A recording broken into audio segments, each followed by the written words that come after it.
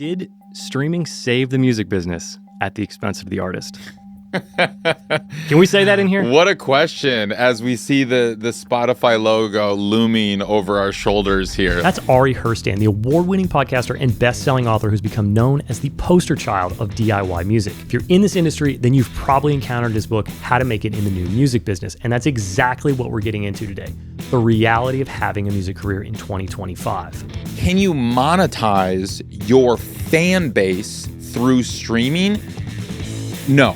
We get into what it means to own your audience and why it should be every artist's top priority. We're the only industry on the planet where the seller cannot connect with the buyer. There is this firewall. The misconceptions and ideas that we all need to toss out. That virality is the key to success. And the implications of AI-generated music. We are now going to need to evolve as an industry and find mechanisms to make it sustainable for artists, creators, producers, engineers, everyone that is part of our ecosystem. Otherwise, we won't have an industry. Let's get right into the elephant in the room, right? Did streaming save the music business at the expense of the artist? Can we say that in here? What a question as we see the Spotify logo looming over our shoulders here. Let's great start, Travis. This is a great question. I think it's an important conversation to have because let's back up a little bit and let's just talk about where the industry was when streaming launched, and even before that, actually. So, the peak of the global recorded music industry, 1999. This is when the industry made the absolute most amount of money from recorded music, and we're talking, this is the peak of the CD era. And what happened in 99, 2000? Napster. We all know this. We know the story. We know the history. And Napster, of course, file sharing, and it started to cannibalize CD sales. But why? It wasn't just because people didn't want to pay for music anymore. It was that the music industry had been charging $18 a CD when there was only maybe people only really wanted one song on that album. And so you're forcing the public into this. They basically the value proposition wasn't there anymore, and so people didn't want to pay $18 for one song. Yeah. Now it wasn't like they didn't think music was valuable. It's just the music industry fumbled this, and let's just be clear who we're talking about. The major record labels fumbled all of this. Totally. And there's this great book called How Music Got Free. Definitely recommend people checking it out. But it basically talked about like the inventors of the MP3 sat down with all the major record labels in the 90s and said, hey, this is coming. You're going to want to get ahead of it and figure out a way to monetize it. They're like, no. We're good selling CDs for $20 a pop. Like, get out of here. I didn't know that. And so, they fumbled it completely. They could have gotten ahead of it. They chose not to. So what started to happen? Well, people wanted to get these songs. Now, a lot of people were using Napster in really creative ways that wasn't just like, I don't want to pay for music anymore. Like me, I'm like the perfect age because I was in high school and Napster came out. Same. And, I'm finding like bootleg John Mayer recordings and stuff like that from when he was playing Eddie's Attic or like bars. You couldn't find this stuff anywhere. That's how I was using Napster. That's how a lot of people were using Napster. But also you could find, full albums if you wanted to put it together. Okay, so what's now happening? Every year after 99, because of Napster and everything, and then it's LimeWire, and then it's Kazaa and all these other file sharing platforms, the recorded music sales started to plummet. Just year over year, exponentially dying, just where we get to 2014 and it bottoms out. And we're talking like it is the music industry is a shell of itself. There's no money happening anymore. There's no money flowing anywhere. And so what saved, if you want to call it saved the music industry, is when streaming launched and is when, monetized streaming launched. And of course, Spotify leading that front, but there are also other streaming services at the time. And And then it started to gradually lift off. And so now we come up to we're on 2025 and the numbers are up for 2024. And in 2024, there was more money made in global recorded music industry than ever before in the history of that. Not necessarily quite accounting for inflation. So we're not quite at where the inflation numbers are at, but dollars, there's a lot of money. So yes, for your premise, did it save the music industry? Depends on what you define as the music industry, I guess. Yes. So did it save the major record labels? Yes. Yeah. Did the major record labels come out ahead on this? Absolutely. Yes. So now we understand the history of what happened and where everything came from and what was going on. Now, the getting back to like this value proposition. Now, because people didn't want to pay the $18 for one song anymore, and now they're able to get it. And of course, we had iTunes, which I just glossed over. That it was like this transitional period. It was convenience, and so like the reason that people were going to pay for $1 from iTunes was because iTunes made it super clean, super easy. You had iPods, and there was a lot of shit on these file streaming platforms, file sharing platforms, rather, like Napster and whatnot, where you download something, the quality wasn't great, and or sometimes it just wasn't what it was labeled and all of that. Whereas iTunes like really formalized it all. Yeah. And so people were willing to pay $1 for a song. They're like, oh, this makes sense because like I want that song, I can get it. I know it's going to be the song that's listed there. And because Apple was and iTunes was really good at formalizing it all and keeping the quality to that standard. Yeah. And so then when, Spotify and the others come along, it kind of took that model of let's formalize it all, let's organize it, and let's keep the quality high. And then instead of charging $1, per song, it's $10 a month or whatever, and you get all the music. Right. So there's an argument to be made that streaming, in some sense, devalued music because instead, before, people had to pay for a song they wanted, or previously pay for an album they wanted, or they had to pay for it. And now it's, I'm going to just pay for access to all the music ever created. Right. Now that is a great deal for a fan. Like huge deal. Huge deal. Huge deal. Like it's fantastic. I love having access to all the world's music, and I can just dive deep and explore the catalog. Like I just watched the Sly Stone documentary and I was like, man, let me just like go deep into that catalog. And I am now going through the entire catalog and just album after album after and song and it's really fun as a fan to do that, to explore that, and as a music fan. But what we're also seeing simultaneously is what previously could support artists, getting to your question of at the expense of artists. Did it save the music industry at the expense of artists? Well, all right. Let's get to the figures here. So an artist previously, if they had 1,000 fans and they were like hardcore, true fans, and when they released an album, and let's just talk about like the independent level. So we're going to remove the labels, we're going to remove those commissions, and we're going to remove all of that. They had 1,000 fans, and they all bought their CD for $10 at the, whatever. That's $10,000 that they made from their 1,000 fans. And maybe they also, all right, so let's just say that one CD a year, and they have 1,000 fans. Hardcore fans are going to buy that CD. That's $10,000. All right, that's pretty substantial. However, and let's say they each listen to that CD 10 times. So there's 10 songs on the CD, 10 songs on the album. They paid $10. It's $10,000, and each song. So that's like 10,000. So that's, what is that? 100,000 streams.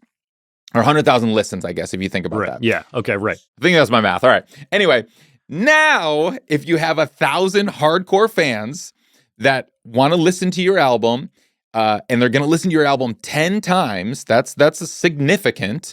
Those 100,000 streams, that is not going to earn you enough to even cover 1 month rent. That's not even going to cover, like, it's going to cover a few meals, you know, if you really break it down. Unfortunately, yeah. Unfortunately. So it's like, when you really break it down, it's like, okay, can you monetize your fan base through streaming? No. As it currently stands, no. Yeah.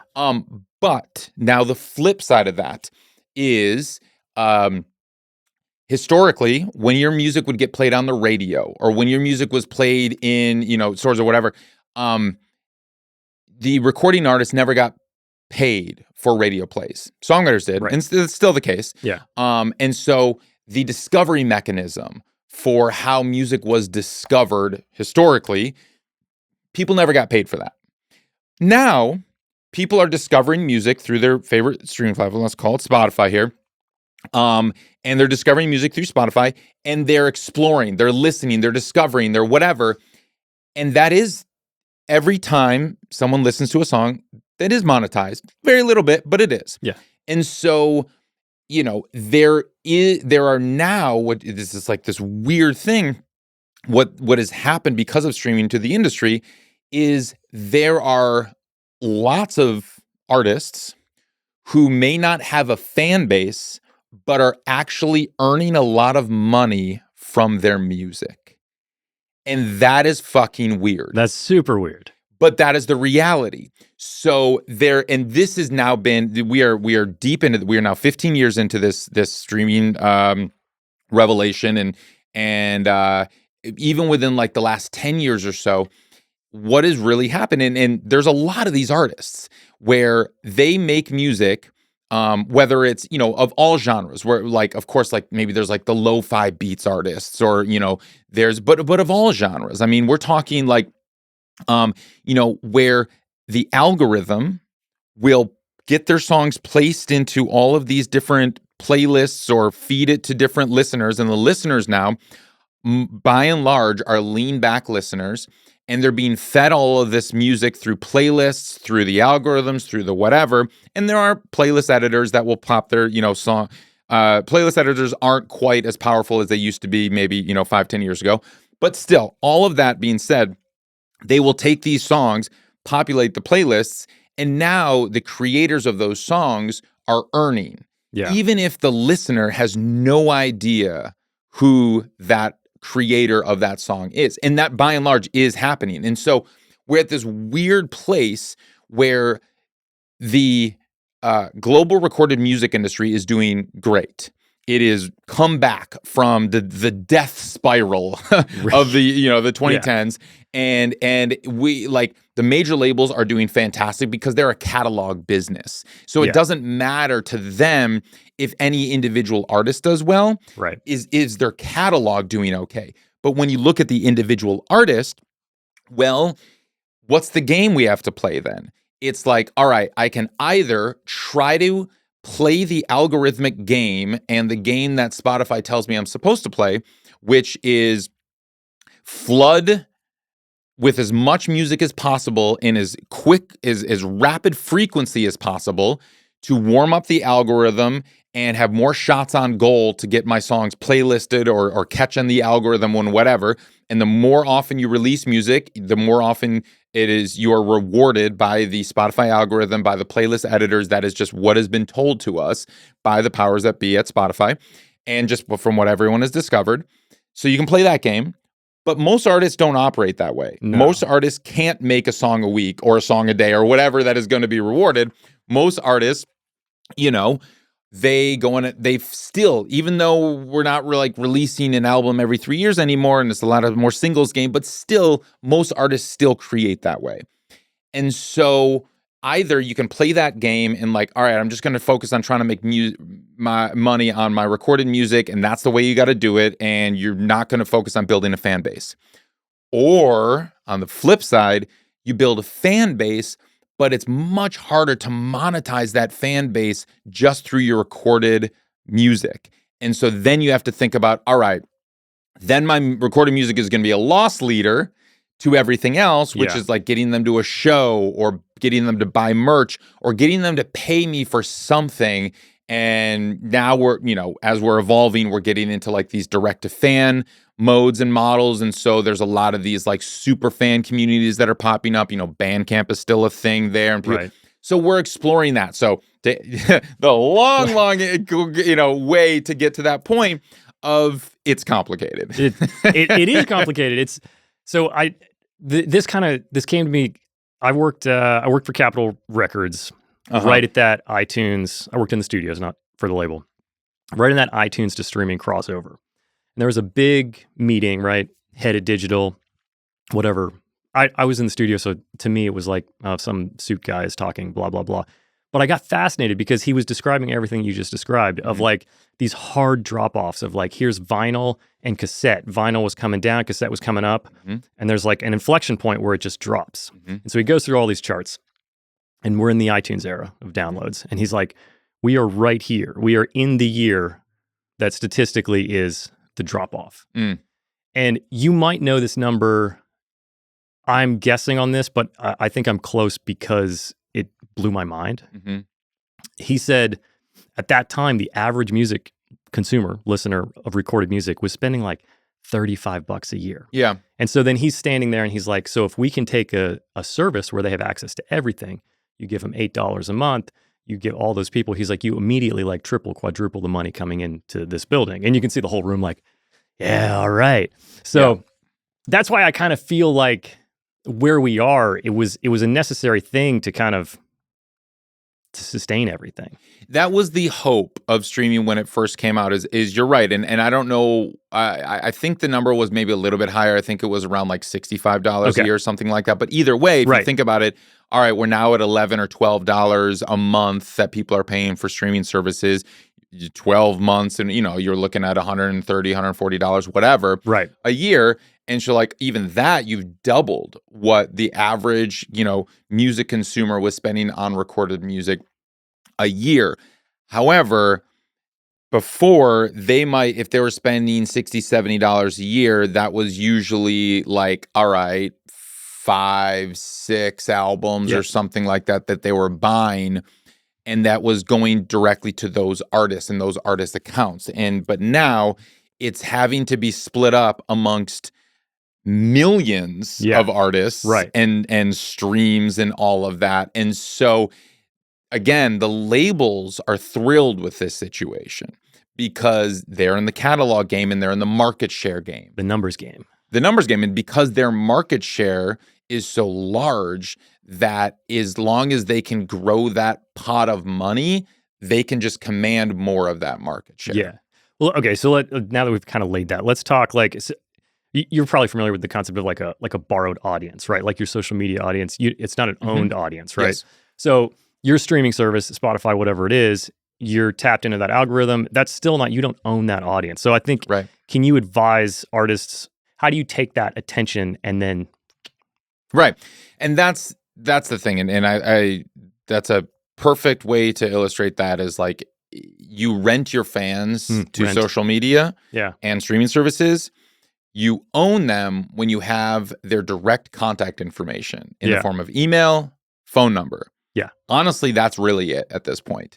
So there's, and it's odd because we're the only industry on the planet where the seller cannot connect with the buyer. There is this firewall between the seller and their customer. Yeah. That never happens because it's so weird because this firewall in between, like even when we're talking about the live music industry, same thing. Like I don't know the 300 people that bought tickets to my show last night, who they are. I have no way to contact them ever again.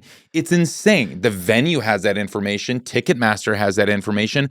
Why don't I? Those aren't the venue's fans. Those are my fans. They didn't buy a ticket to go to the venue and drink at the club. They bought a ticket to come to my show. So it's really messed up that is where we're at. Same with streaming services. Why doesn't Spotify or Apple or any of the streaming services give me access to my fans? It's crazy. That is wild. It's wild. It is like, borderline criminal. And but it's all the streaming services. And it's the same with the social media accounts. Like Instagram, you don't really have access to your fans. I mean, Instagram, you at least can like message them. You can see who your followers are and whatever. But when you post something, it is up to the platform that you're posting on. Instagram, it's the most powerful right now, whether they're going to show it to the people that have chose to follow you. Right. So you're beholden to that third-party platform's algorithm. You're beholden to that third party in terms of what they're deciding is most important to the platform at the time, which is really what is going to be most profitable to them. We have moved out of like a social media era, and we are in an interest media era. Ooh. It is now no longer I want to interact with content from the people that I follow or my friends. Like social media used to be social. It was like, I want to see the stuff from my friends. That was right. Facebook, you know, that was Instagram at the start. Now, it started with TikTok, honestly. And it was really just like, what does the platform think you're interested in? It's interest media now. And they're going to send you that. Whether you follow them or not has no correlation, really. And then now Instagram and every platform is now seeing that is profitable to them, that keeps people on the platform longer. So to get to your question, like, how does an artist maintain or own that fan base and have direct access to it? Yeah, you have to move them off platform. You have to get their email information. You have to get their contact information, email, phone number. So tangible things. At a show. And this is absurd that we have to do this, but every artist should be doing this because until we get the information of who the ticket buyers are, we have to play the game. At the show, after a song, you say, all right, you guys dig that song? Well, it's not out yet, but if you want, I'll send the early access to that song right now. Everybody pull out your phones. All right, you're going to text Ari, that's ARI, to 66333.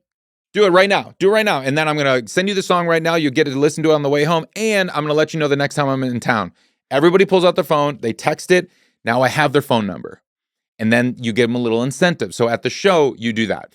But, online, we're seeing, there are these services like Laylo and others via ManyChat or something like that. We see it where it's on Instagram. It's like, comment music in the comments and you'll get I'll send you a DM and you'll get this and this, right. Whatever. It's just a way to get you in the funnel. It's that funnel. It's the marketing term to open up that funnel, bring people in.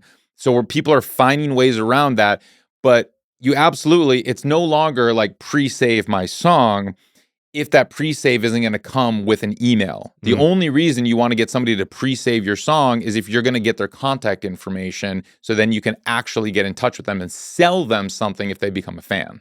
I love that you, in the context of music, just said top of marketing funnel, because I feel like that is, even for my audience, mostly producers and engineers, the idea of selling yourself or selling your music is like really challenging for these people. So to stand on stage and say, text, blah, blah, blah, blah, I think to a lot of people feels cringe, but then that's also like, that's where we are. If you don't get people into that funnel, then you can never actually create a relationship with that person if you don't get them on board. Absolutely. And there's ways every artist is going to have to do what feels natural to them. Yeah. So the pull out your phone, text this number to get that song, that feels natural to me. Somebody else, there's a service called set.live. We'll give a shout out to them, where what they do is they can do like little raffles saying, hey, if you want, and actually I was just at a show, shout out to Truesdale, this band who I love right now, and I love their new album, Growing Pains. Went to see their show at the El Rey, and actually before they came on, so in between the opener and their set, you heard, the house music is going, and then like maybe 5 minutes before they took the stage, the house music goes out, and you hear one of the band members as like a voice of God in the room. It's like, hey guys, we're excited to play for you in just a little bit. But if you want to win a merch package, go to set.live right now and enter your information. And we're going to choose one person by the end of the show to win a merch package. And so you can do that.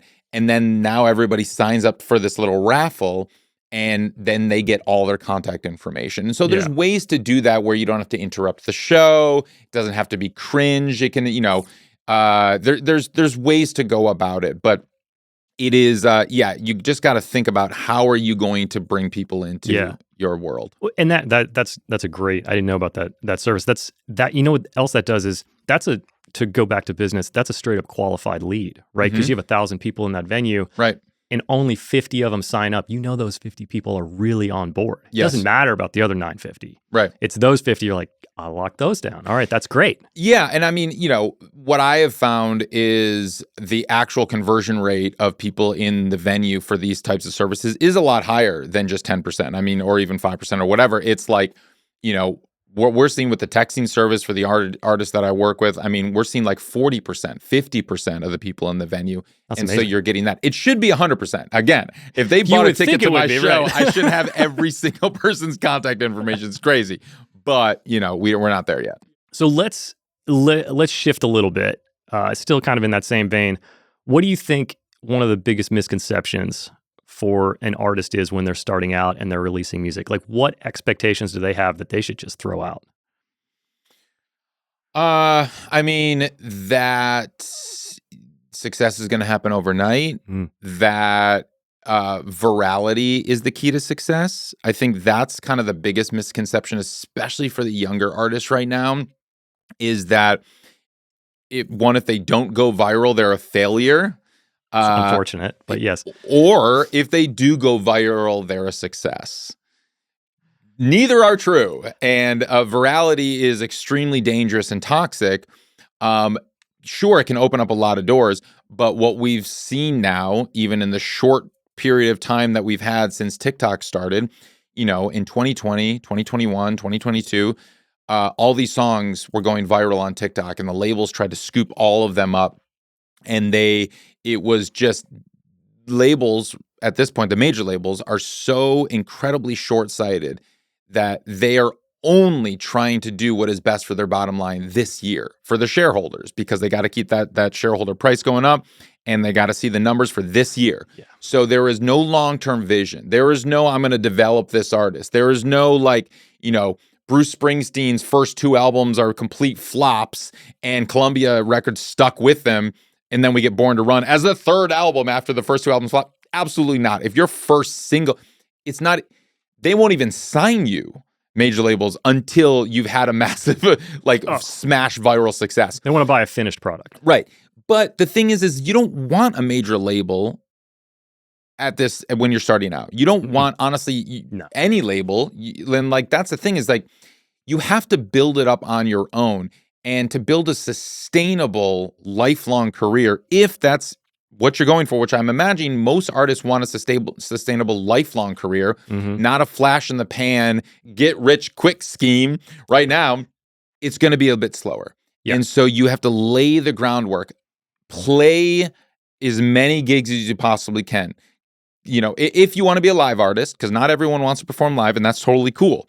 But if you want to be a live artist, the worst thing that could possibly happen, which we've seen so frequently, is an artist goes viral and they've never played a show in their life. And now the industry, jumps on them. They're like, hey, we're sending you on tour. And then they tour in front of, hundreds of people a night, and they don't know how to play live, and they put on a horrible show. Everyone is there like, ooh, this sucks. Whoops. And then they just destroyed their career before it even began. Yeah. Yeah. So build it the right way, lay the foundation. It's going to go a little bit slower, but play as many shows as you possibly can, if that's the thing. Make music. Don't just, and this is actually a piece of advice that is timeless that I kind of wish I knew when I was getting started, which is write more songs. Make recordings. Don't just record the only songs that you've written, because the idea is that your best song is yet to come, and that you can keep writing and you're going to get better and better and better. Yeah. My first album, I had 10 songs on it. Why did I have 10 songs on my first album? Because it was the only 10 songs that I had written. And so I'm like, well, I should just go in studio and record those 10 songs. Why not? I listened back and I'm like, they weren't very good. They're not very good songs. It was like, no wonder nobody wanted to listen to that album or what. It didn't do better. Right. So work at the craft behind the scenes. I think because of the internet and because we're seeing people,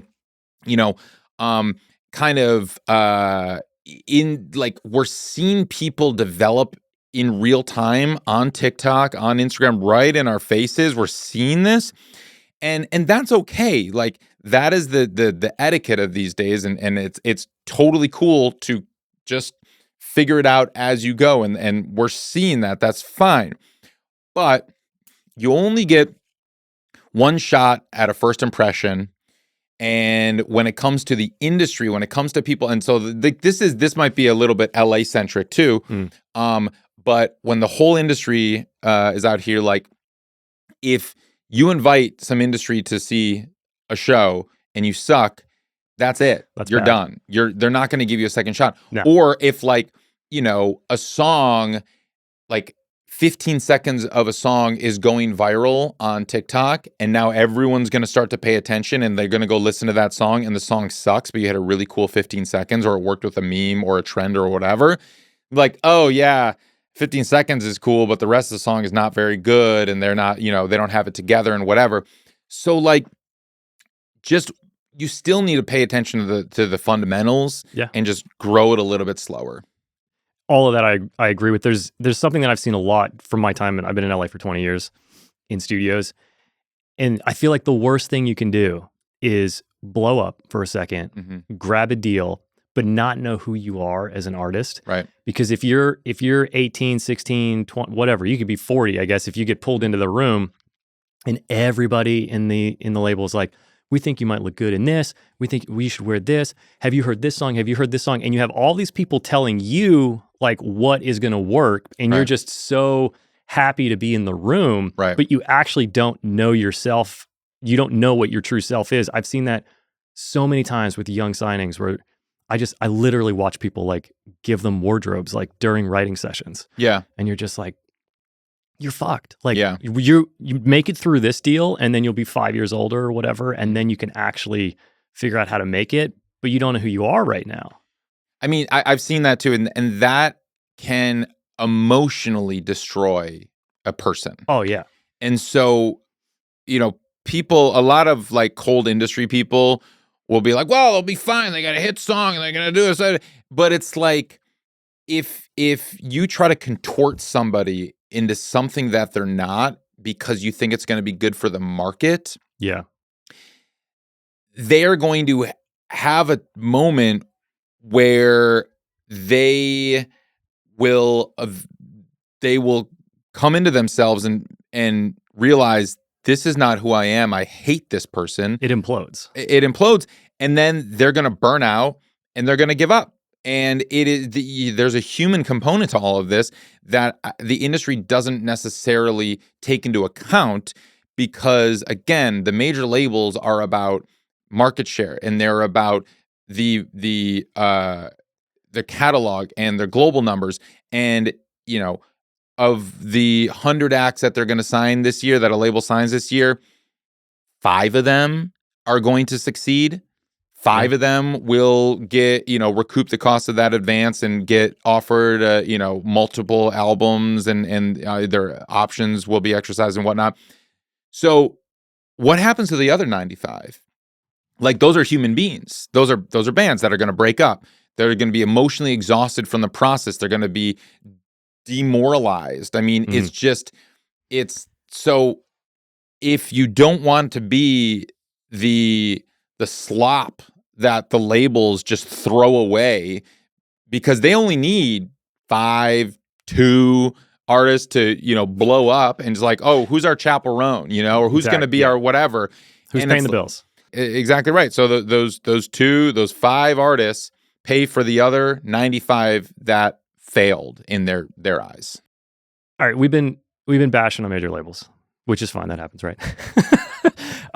Can we flip it on its head? How does an artist take advantage of the label? Like, is there a time where they can get the most out of the label? They have the leverage, and they can get them for what they're worth. Yeah, and I mean, I think that the major labels are incredibly different from independent labels, and I look at them so differently, and everything about them is different. And so, I'm a huge fan of a lot of indie labels, and I think most independent labels have their hearts in the right place.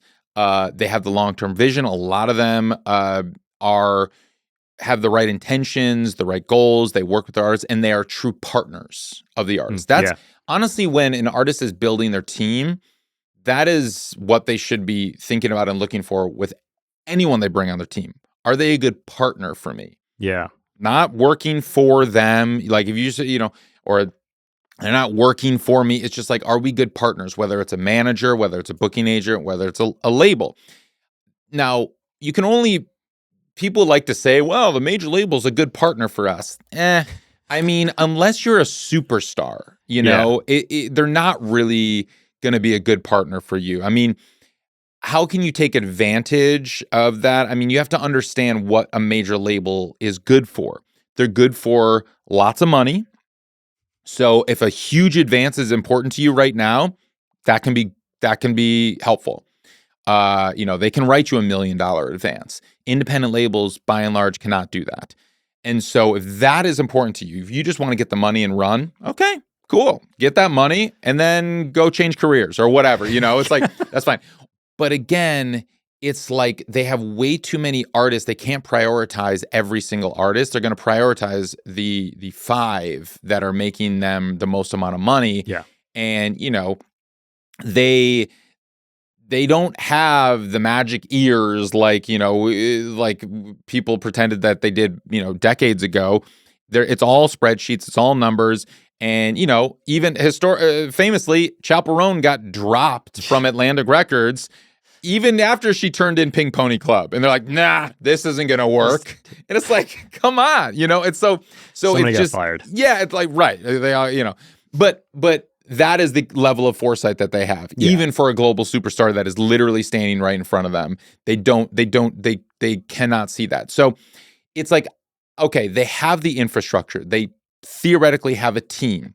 They have lots of money. And but they are good at their business model is creating superstars, not creating sustainable lifelong careers. It's very different. And so if you are an artist that doesn't want to be a superstar, a major label's not right for you. Like, that's just not the right partner. Indie labels are great at building with artists and growing and creating these lifelong sustainable careers with them. So you really got to think about, what is the point of a major label and what are they good at? They're good at creating superstars. Still a numbers game, and there's absolutely no guarantee you're going to be a superstar if you sign to a label. Again, there's like a 5% success rate here. But just understand the realities. But also, if you haven't developed yourself up, or you don't have that much clout, and you don't already have a sustainable career, then you're not going to get a very good deal from a major. True. Previously, decades ago, we're so far away from the era of Berry Gordy and Motown Records, where like, talented singers and groups, girl groups, guy groups, whatever, come in and like audition, and they're like, yeah, there's talent here, and then he puts you through the machine and develops you and dresses you and whatever, and like creates the Temptations and the Supremes and whatever. We're so far away from that. It's like you gotta have something already established. But honestly, they don't care if you have your brand or your artistry or who you are. They care, are you making money right now? Can you make them money right now? ROI, what is it? Yeah, exactly. Can you bring that ROI this year? And that's why they were just scooping up every viral hit that came from TikTok, because like, oh, this is making money. Like, let's just grab that real quick.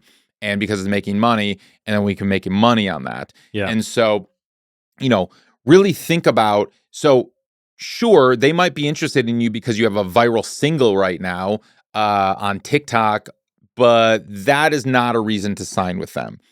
You should leverage that and grow with that. And if you have a smart and a great manager, you can grow that together and build it sustainably. And then, if you build your career up to a point where you have now established, you've toured for years, you have a few albums under your belt, you have this foundation career where even if the label does its damnedest to destroy you, it won't work because Right. your fans are hardcore. Yeah. Whereas, like, because like labels are really good at destroying careers. Yeah. They're better at destroying careers than making careers. 100%. Major labels, let me say. And the success rate, if any major label, anyone who works at a major label is taking issue with this, go look at your books. Go look at every artist that you have signed in the last 5 years. I guarantee 95% of them, you've either destroyed their careers or they're no longer with the label. A lot of them have already given up and quit. And people probably who work at the labels, and there's a lot of wonderful people that work at major labels. I'm friends with a lot of them. Yeah. But just the realities of the business model, you have to understand what they're doing here. They are global conglomerate corporations. They are beholden to their shareholders. And that is just the world we live in. So if you want to roll the dice, you want to gamble a little bit, and you want to sign to a major label, okay, just know what you're getting into. And so if you establish your career to this level where you have this foundation, you have these hardcore fans, and then you say, you know what? I want to go global. Okay. Then you sign to a major label, and maybe you will go global. Maybe you become a global superstar, or maybe they do nothing. Maybe it all doesn't work out and whatever, but you've had enough clout to establish yourself where you have protections built into your contract. It's a licensing deal. They're not owning everything. They're not owning your back catalog. You can still earn from your back catalog. All of that. You give it a few years. It didn't work out. No problem. You move on. That also happens all the time. And there's no problem with that because the band, that artist has established themselves to that level where they have built this very deep, very strong foundation. Yeah. Yeah. Well, I want to highlight, you use team and partner. You use those words a lot. And I think when they get some hype, managers are coming at them, people are coming at them. It's like when you're in that moment where 5 people want to manage you all of a sudden, it's time to like step back and think about those words, team and partner, because there are people standing in that line that are in it for the money, the same way that the managers are. So we've talked about majors. Let's talk about indie artists, and really from the perspective of, we're in the era of like counts and stream counts and all that shit. What should an artist view as success? This podcast is built on imagining, or was inspired by of wanting to do this thing, realizing that was someone else's path, and that success is really about your own path and making your own path. Yes. So in this culture of comparison, when you're putting your songs out and you're trying to feed the algorithm and you got 1,001 plays and everybody can see it, how should you gauge success for yourself? Success is extremely personal, and no one should define success for you. So anyone who says this is what success looks like, they're full of shit, because success is personal.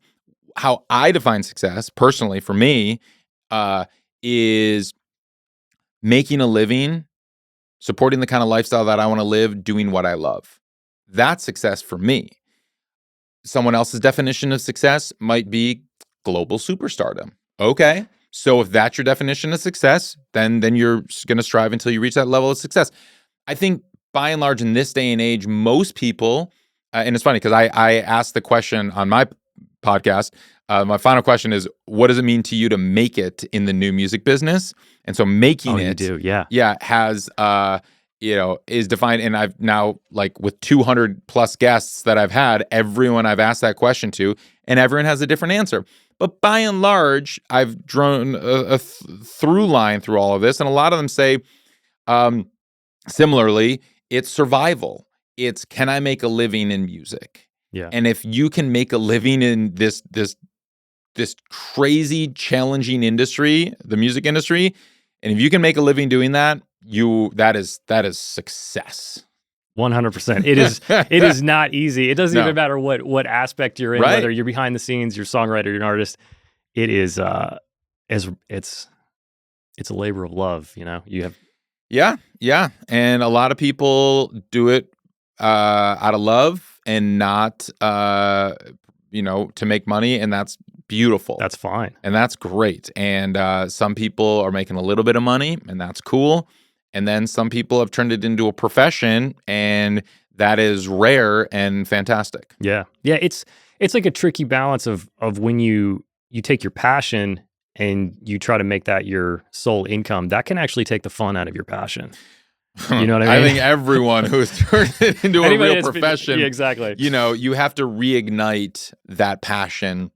And I find to reignite the passion for me, I go to New Orleans. This is like my second home now, and I go there a couple times a year because New Orleans for me is this city that is just so vibrant and passion filled, and people there are doing it for the love of music, are playing music for the love of music, and they're gigging and they're doing this, and it is like egoless.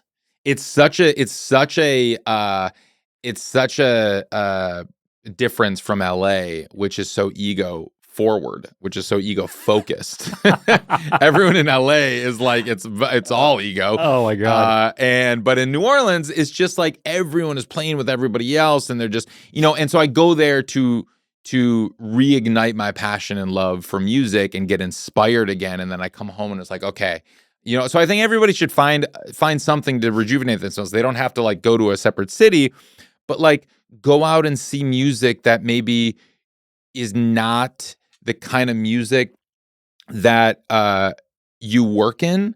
So if you work primarily in pop, go and see a jazz show. Yeah. It's so different from what you work in that it's going to rewire your brain and your heart. Yeah, and I love that. Feed your soul. And and similarly, if you are a jazz artist or producer, engineer, musician, instrumentalist, whatever, go see a big pop production show and you'll be like, whoa, this is so fun. This is so crazy or whatever, and it just like reset yourself a little bit. Yeah, that's amazing. That's amazing.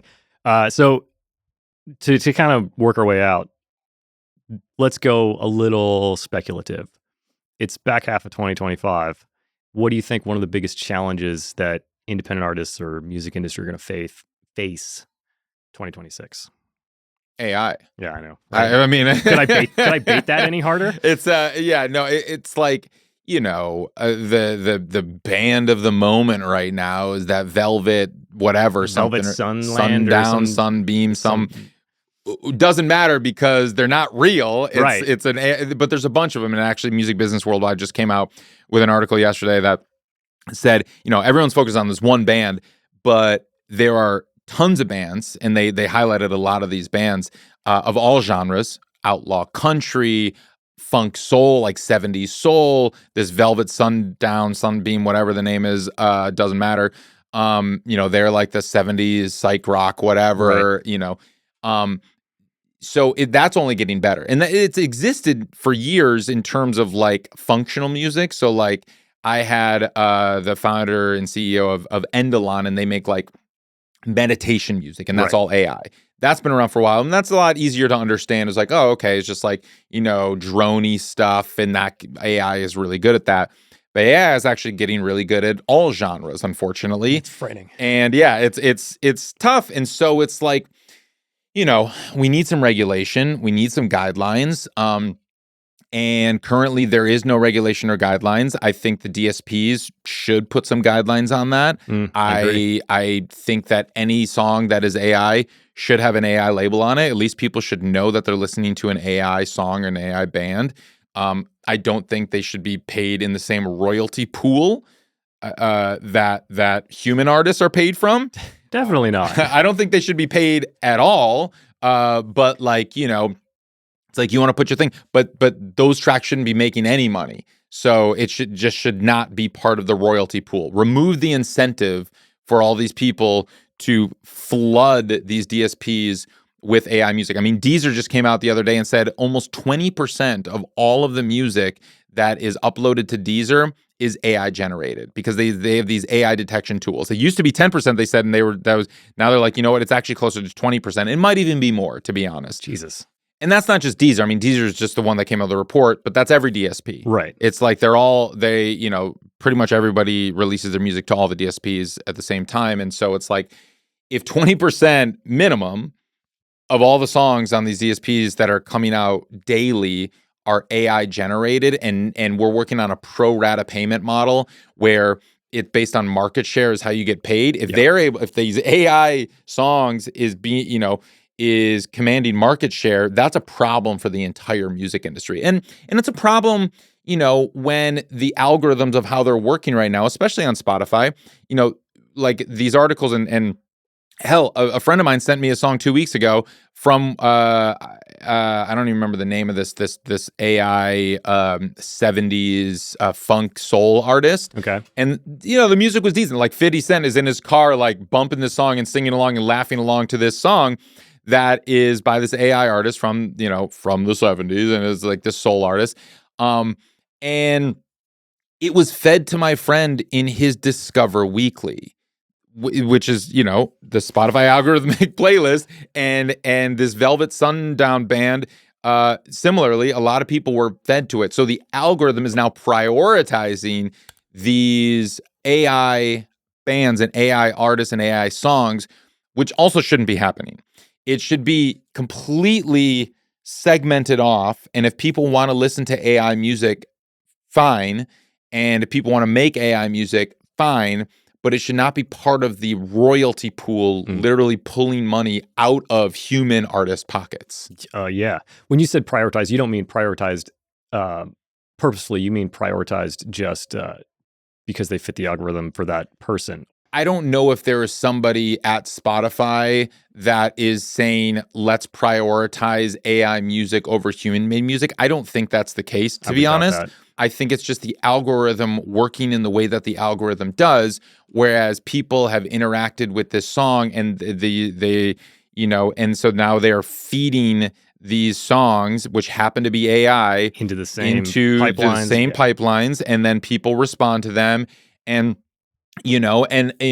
someone might say, well, then what's the difference? Like, well, if they're able to, if they like the AI song, what's the problem? Why shouldn't they get paid from that? Which is the flip side.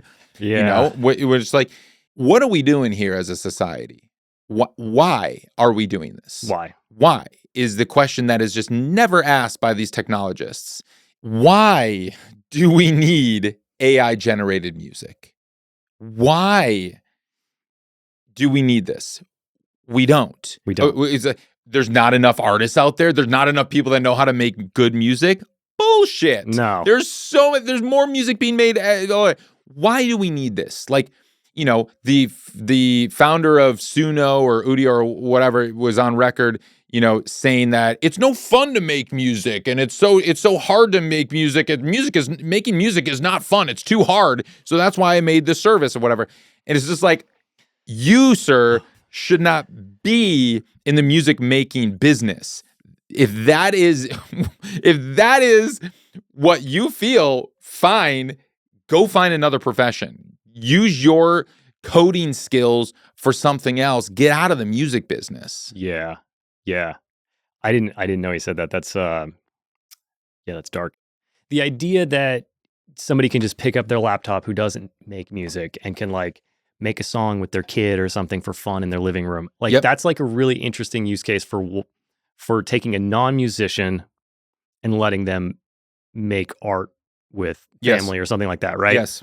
But that's non-musician. You're talking about people that are dedicating their life to a craft. You can't let that box take their livelihood away. It shouldn't be used for commercial purposes. And you're absolutely right.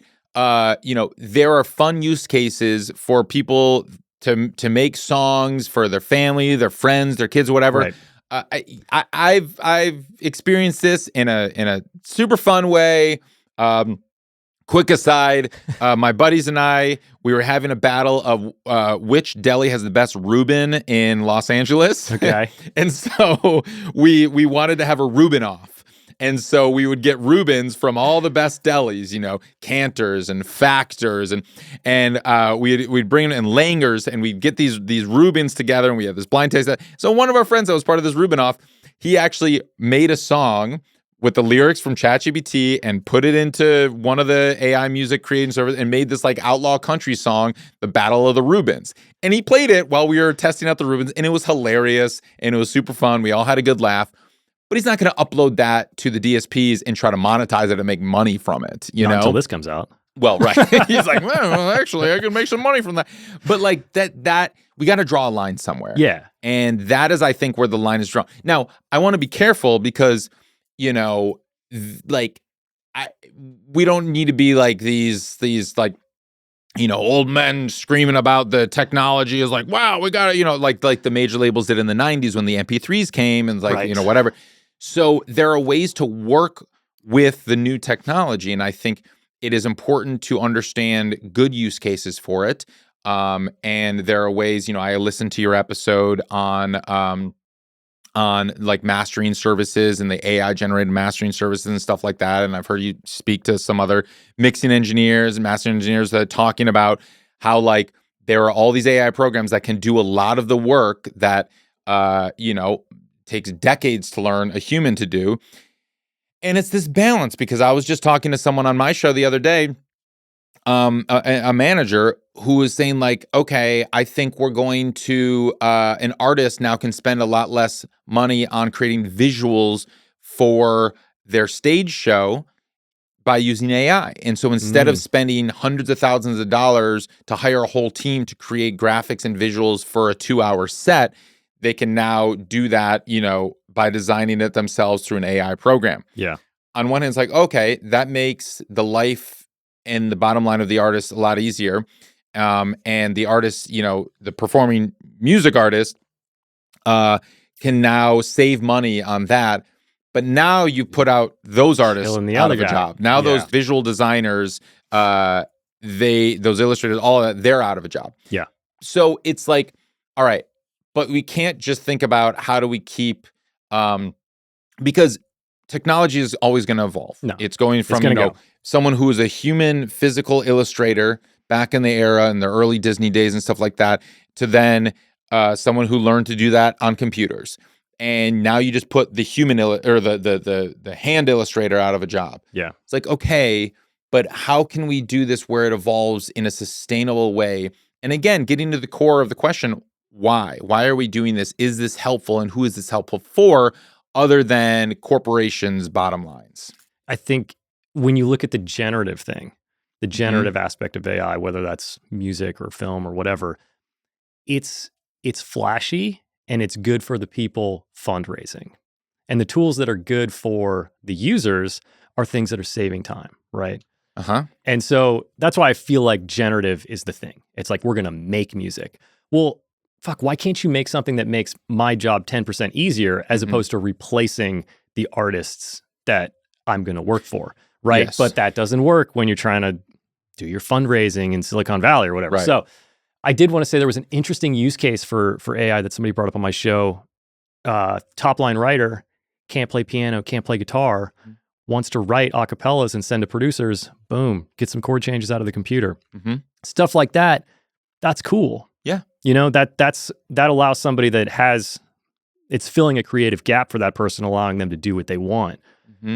Stuff like that is interesting, but like you said, taking money out of our pocket. You take that a few steps further and you say, okay, like, all right, where you're calling it a top liner who can't play piano, but what about they can't sing? So, but they still have creative energies, and you know what? They're not actually a good lyricist either, but they still have this creative vision to create a song. It's like, where do you draw that line? Because a purist would be like, you can't accompany yourself, go fuck yourself, you're not talented, get out of the room. Yeah. But then they're like, no, they're a brilliant top liner, they're a brilliant singer. And then a purist would be like, well, if you can't play an instrument, then then you're not worthy or whatever. And then we get past that point. It's like, no, their instrument is their voice. Beautiful. Okay, great. Now they're a singer. But then it's like, well, why do they need a good voice? Why can't they just have the idea? But why do they need to be a lyricist? Why can't, And so it's like, that line keeps moving. Yeah. And so it's like, well, then who is deemed worthy? What if, why, as a devil's advocate, if somebody that created this AI band that people are engaging with and listening to and getting joy from, why are they less worthy than a real human 5-piece band that spent $50,000 to record their album and they spent 3 years writing this album and 2 months in the studio making this album and employed 10 people to help create that album with them?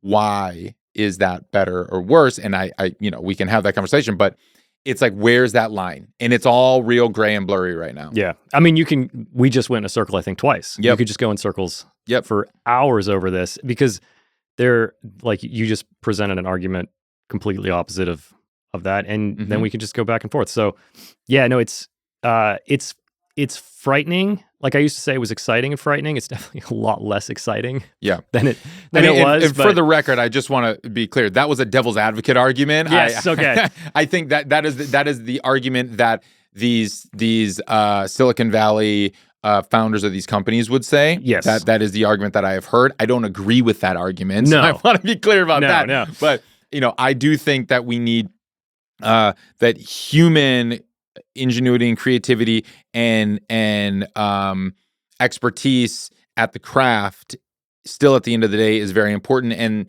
and that there but right is where is the line? Because it's like, all right, in the early days of like Melodyne or something, it's like, well, why can't they just sing in tune? And it's just like, well, there's just like, just do another take, sing in tune. It's like, well, Melodyne just makes it way quicker because they got that brilliant performance and they were just slightly under pitch. And let me just like grab that and tune it up a little bit. And now fast forward 20 years and here we are where it's just like, well, they don't need to sing at all. Oh God, that's so true. That I've heard that Melodyne argument. I was like, I remember when Melodyne came out, it was like, the performance is great. We just have to fix the chorus. And then we're like, singer? We don't need a singer. Exactly. And here we are. Oh man. Well, we can't end like that. So let me find another question. Let's end with outside the box, right? I mean, any artist that I know, independent artist that's making it, that is hiring mixers, engineers, producers, because that's the audience of the show for the most part. They're thinking outside the box. And they're doing the things that you were talking about earlier. First to use this to gather your email, blah, blah, blah. Especially with AI coming in. Everybody has to be outside the box, right? You have to go down your own road and hope that it works. Yeah, right. And when everybody is going right, if you go left, you're going to stand out. And so that is definitely always been true. But I think, it's getting back to this human connection. And I do really think that we are going to go so far in this direction of AI taking over the space that average fans and listeners are going to get fed up with it. And they are going to just want that human connection. And we're going to see a resurgence in live show attendance. I agree with that. We're going to see a resurgence in, not even resurgence, we're going to see an explosion in direct-to-fan models and superfan communities and ways for people who are fans of an artist, a human artist, to interact with each other and the artist to interact with them in these sub-communities. And we are going to see the industry, which has already happened, is become a lot more segmented in terms of smaller niche communities. And so I don't think this is like the end of music as we know it. No. Because of this. There will be a space for generative AI music. We've already seen it. It's already here. It's happening. And that's fine. But we are now going to need to evolve as an industry and find mechanisms to make it sustainable for artists, creators, producers, engineers, everyone that is part of our ecosystem, and find a way to make it sustainable for everybody. Otherwise, we won't have an industry. And it will just be those few corporations and that are just making all the music for people to consume and or bots to stream or whatever. So I don't think it's I don't think it's the destruction and the end of the music industry as we know it. I just think that we are going to evolve and shift, and it's going to get back to the core of the humanity, which maybe is what we need. Yeah. Right. Maybe that's what we need. I mean, I totally agree. I feel like just AI in general, like it's gonna pull us over here, and then there's gonna be a real resurgence of human this. I'm gonna want a human to do this for me and a human to do this for me because you're just gonna get tired of it. But maybe it's that the music industry comes out of this on the other side as a more boutique artistic experience. And that there's a whole batch of music that was created by a computer, but then there's like a real core of art. Mm-hmm. And maybe that's where we end up. Yeah. And we're going to see, house concerts and living room experiences and smaller club shows and alternative listening environments and other kinds of ways to experience music and connect with artists in ways that we can't even fathom right now. But at the end of the day, I do really think that by and large, fans do want to have a connection with human artists, regardless if they will hit play on a playlist and let that play in the background and they can't tell the difference between AI, generative AI music and human made music or whatever. That's besides the point. Though that's not the audience we're focusing on. We're focusing on the artists we're focusing on the audience that are the lean in audience, the ones that like to dive deeper, the ones that will buy tickets to shows, the ones that have historically purchased music. Those are the lean in listeners. If you enjoyed this conversation, the algorithm gods think you'll also dig this one. So check it out, and I'll see you back here for the next one.